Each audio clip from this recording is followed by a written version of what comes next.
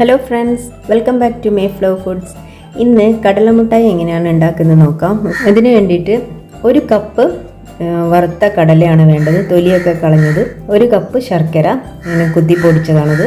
കടലമുട്ടായി പരത്താനുള്ള ഒരു പലക എടുത്തിട്ടുണ്ട്, സ്റ്റീലിൻ്റെയാണിത്. ഇതിലേക്കും കത്തിയിലും ഒക്കെ ഒന്ന് നെയ്യ് ബ്രഷ് ചെയ്ത് കൊടുക്കാം. 1 കപ്പ് ശർക്കര, 1/4 കപ്പ് വെള്ളം ഒഴിച്ചിട്ട് ഒന്ന് നമുക്ക് ഉരുക്കിയെടുക്കണം. ശർക്കര ഉരുക്കിയെടുത്തിട്ടുണ്ട്. ഞാനിതവിടെ അരിച്ചു കൊണ്ടുവന്നതാണ്. അതൊരു പാത്രത്തിലേക്ക് ഒഴിച്ചു കൊടുക്കാം. ശർക്കര പാനി തിളച്ച് വരുമ്പോൾ നമുക്ക് കുറച്ച് നെയ്യ് ചേർത്ത് കൊടുക്കാം ഇതിലേക്ക്.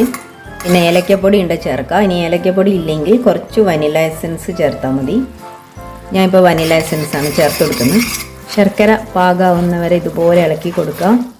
പാകമായോ നോക്കാൻ വേണ്ടി ഒരു പാത്രത്തിൽ വെള്ളത്തിലേക്ക് ഇതൊന്ന് ഒറ്റിച്ചു കൊടുക്കാം. ഒറ്റിച്ചു കഴിഞ്ഞാൽ നല്ല കല്ല് പോലെ ആവണം. അങ്ങനെ ആയിക്കഴിഞ്ഞാൽ അത് പാകമായി എന്നാണ് അർത്ഥം. നമ്മൾ നേരത്തെ ഇട്ട് കൊടുത്തത് കല്ല് പോലെ ആയിട്ടുണ്ട്, നല്ലോണം ഉറച്ചിട്ടുണ്ട് ഇത്. അപ്പോൾ നമുക്കിനി ഈ സ്റ്റേജിൽ വേണം കടല ചേർത്ത് കൊടുക്കാം. നന്നായിട്ട് മിക്സ് ചെയ്യാം. തണുക്കുന്നതിന് മുന്നിൽ നമുക്ക് ആ നെയ്യ് തടവി വെച്ച പാത്രത്തിലേക്ക് ഒന്ന് ഇട്ട് കൊടുക്കാം. ഇതിലേക്ക് മാറ്റി കൊടുത്തിട്ടുണ്ട്. നന്നായിട്ടൊന്ന് പരത്തിയെടുക്കാം.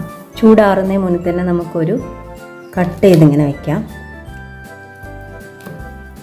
തണുക്കാനായിട്ട് മാറ്റി വയ്ക്കാം. കടല മുട്ടായി ഇവിടെ തണുത്തിട്ടുണ്ട്. ഇനി നമുക്കിതൊന്ന് പൊട്ടിച്ചെടുക്കാം.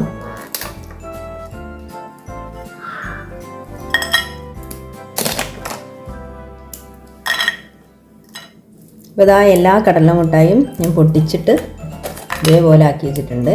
ഇതാ നമ്മളുടെ വളരെ എളുപ്പത്തിൽ തയ്യാറാക്കി എടുക്കാൻ പറ്റുന്ന കടല മുട്ടായി റെഡി ആയിട്ടുണ്ട്. എല്ലാവരും ഒന്ന് ട്രൈ ചെയ്ത് നോക്കുക.